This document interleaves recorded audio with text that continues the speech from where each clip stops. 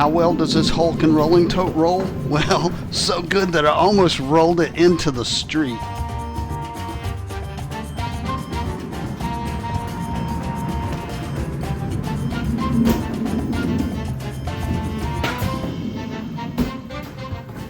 Here's the problem. You hate making 5 trips to carry your stuff. The fix is this Hulken bag on wheels. Never break your back again.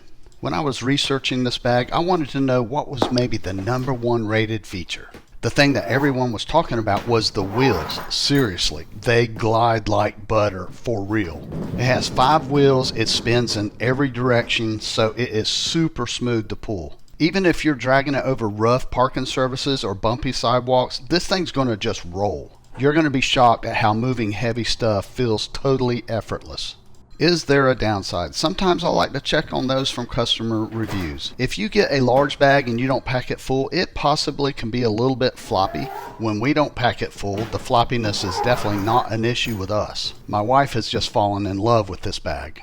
Is it worth it? Well, heck yeah. If you're always hauling heavy stuff, you honestly need this. It rolls super smooth. It's going to save you from making a million trips back to the car, and I consider this a buy.